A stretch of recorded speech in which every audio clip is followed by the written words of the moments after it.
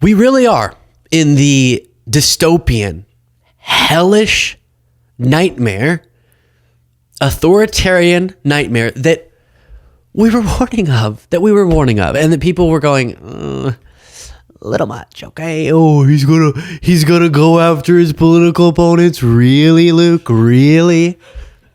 Well, now he's literally doing that. Well, he was already doing it for a while, but now we have one of the most outrageous examples.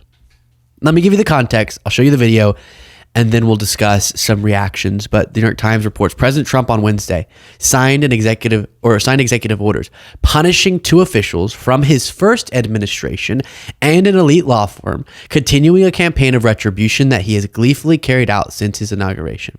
Two executive orders targeted Christopher Krebs, who was a senior cybersecurity official overseeing the security of the 2020 presidential election, and Miles Taylor, who served as chief of staff of the Department of Homeland Security during Trump's first term and anonymously wrote a high-profile opinion article for the New York Times criticizing Trump in 2018.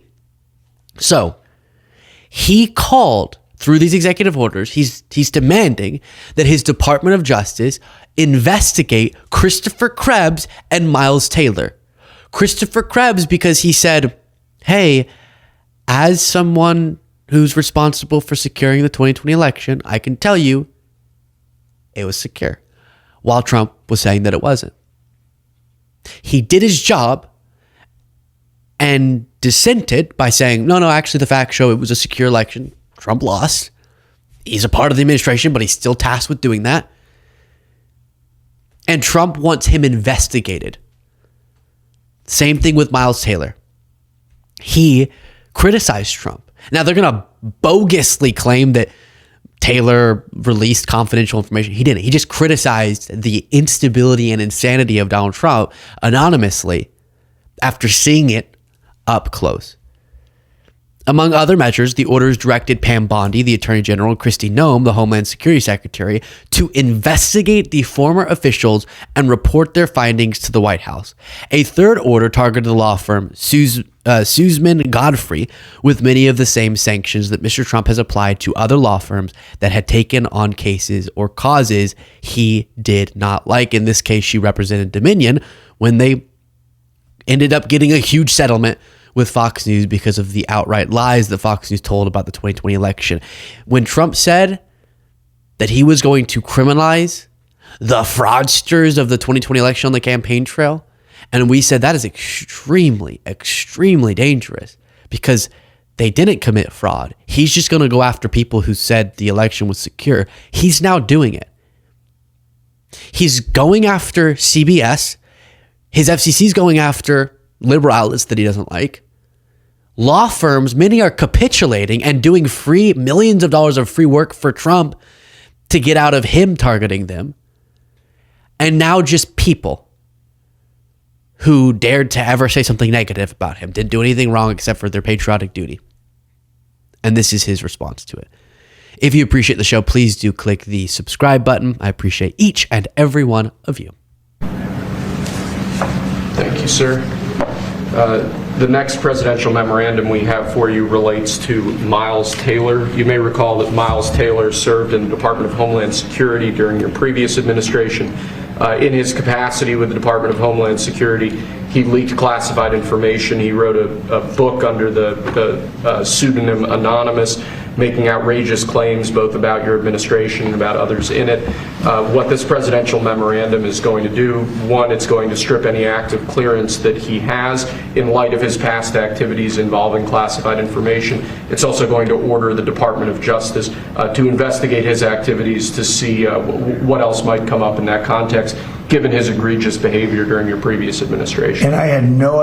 The egregious behavior is anonymously writing about how the character, the mental stability, the intelligence, and the governance of Trump was wild from what he saw behind closed doors. That's what was the egregious behavior.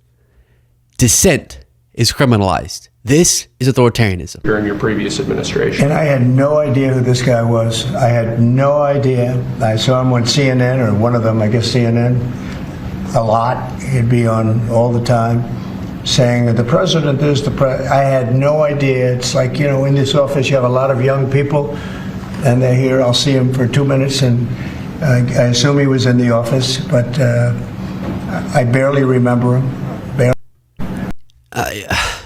And then, well, first in response to this, Miles Taylor said, I said this would happen. The sin isn't unlawful. It certainly isn't treasonous.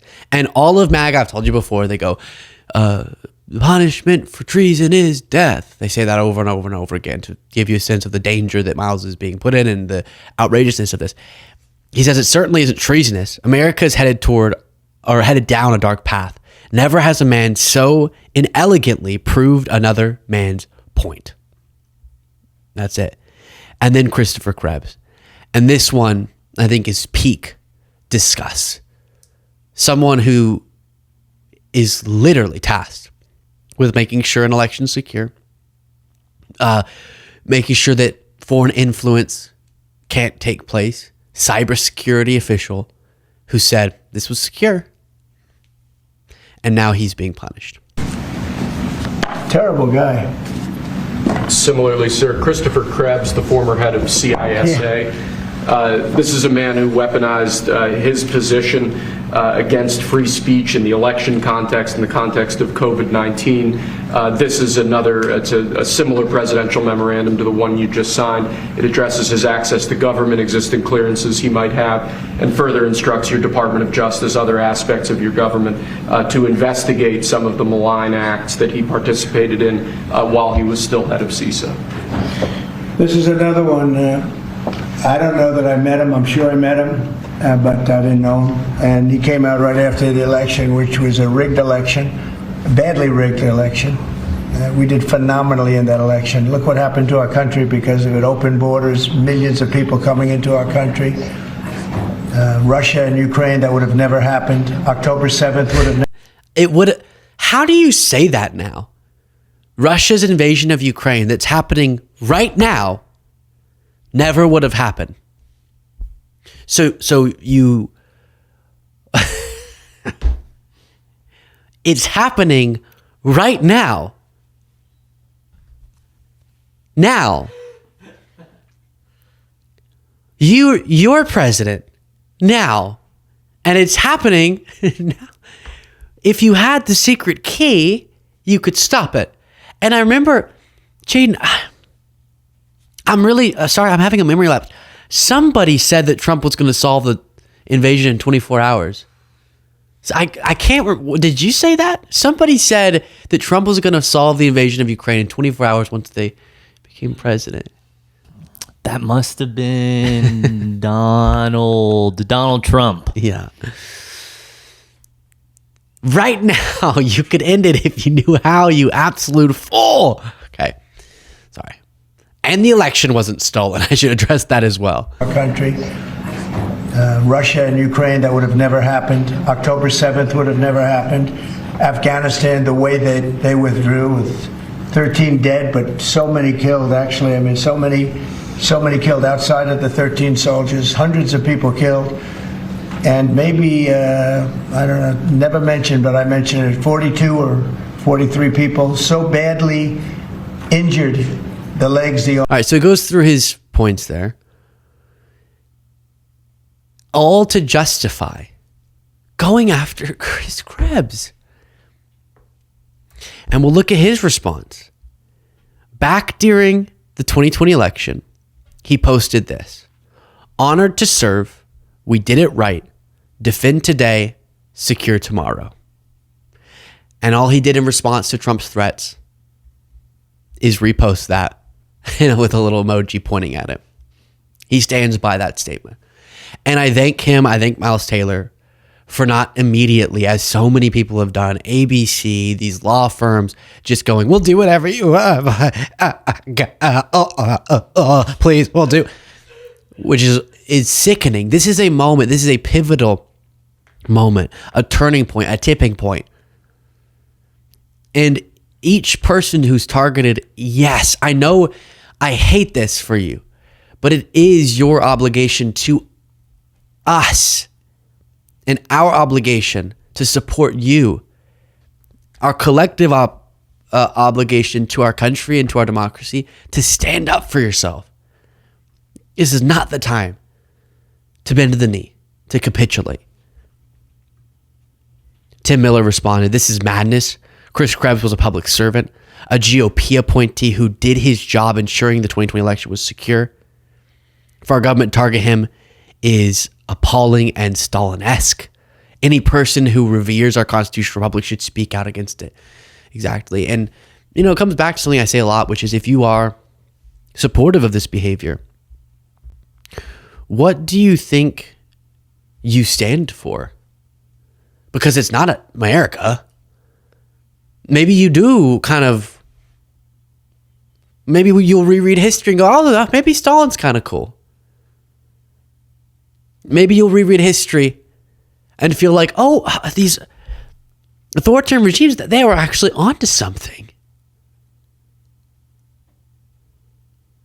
And that what it was supposed to make us special isn't to you. Maybe that's your stance. It can be your stance. I'll find it abhorrent, but that can be your stance.